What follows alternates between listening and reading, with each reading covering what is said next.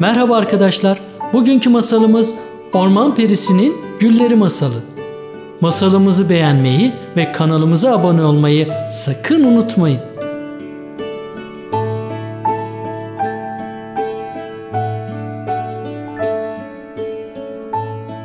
Yemyeşil ağaçlarla kaplı ormanın birinde genç bir peri yaşarmış.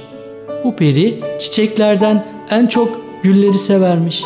Evinin bahçesinde renk renk güller yetiştirmiş. Bu güller o kadar taze ve güzellermiş ki gören herkes perinin güllerine hayran kalırmış. Peri de güllerini çok sever, her sabah onları hem sular hem de onlarla konuşurmuş. Genç peri gülleriyle çok mutluymuş ama onu üzen bir durum varmış.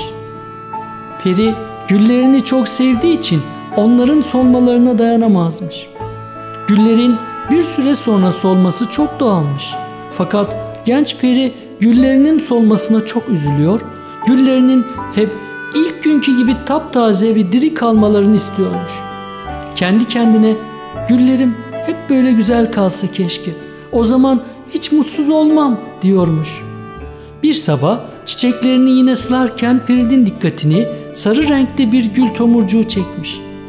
Bu tomurcuk da diğer gül tomurcukları gibi pek güzelmiş. Fakat rengi diğerlerinden apayrıymış. Çok daha güzel ve değişik bir tondaymış tomurcuğun rengi. Bu yüzden genç peri sarı tomurcuğa daha özenli bakmaya başlamış. Her sabah ona "Küçük sarı tomurcuk büyüyecek, kocaman güzel bir gül olacak" diye güzel sözler söylüyormuş. Tomurcuk da bunu anlıyormuş gibi günden güne daha da güzelleşerek büyüyormuş. Kocaman bir gül olduğunda ise bahçedeki diğer güllerin arasında tıpkı gökyüzündeki güneş gibi ışıldıyormuş. O kadar güzelmiş ki onu görenler sarı güle bakmaya doyamıyorlarmış. Peri de bunun farkındaymış ve çok mutluymuş. Fakat sarı gülün de bir gün solacağını bildiği için içten içe bir üzüntü duyuyormuş. Aradan bir gün geçmiş, bir hafta geçmiş, bir ay geçmiş. Bu süre içinde bahçedeki bütün güller solmuş. Yerlerini yeni tomurcuklara bırakmışlar. Güzel sarı gül dışında. Bir ay geçmesine rağmen sarı gül hala solmamış. Benzersiz güzelliğinden hiçbir şey kaybetmemiş. Peri ilk başta bu işe çok şaşırmış. Fakat yine de çok sevinçliymiş. Çünkü güllerinin en güzeli solmamış. İyi yürekli peri her gün onu evinin penceresinden seyreder, onu özenle sular ve ona güzel sözler söylermiş. Gel zaman git zaman peri bu işten sıkılmaya başlamış. Sarı gül hiç solmuyormuş. Fakat bu periye artık mutluluk vermemeye başlamış. Çünkü peri sarı güle dair hiçbir umut taşımıyormuş içinde.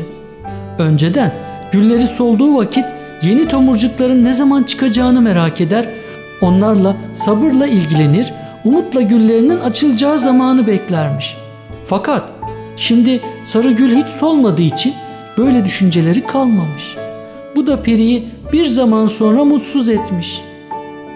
Yetiştirdiği güllerinin solmamasını isteyerek ne kadar da yanlış düşündüğünü anlamış. Her şeyi doğal haliyle sevmek en güzeliymiş. Bu yüzden o günden sonra orman perisi doğadaki her şeyi olduğu gibi kabul etmeye karar vermiş. Orman perisi uzun yıllar bahçesinde yetiştirdiği güllerle beraber mutlu bir hayat sürmüş.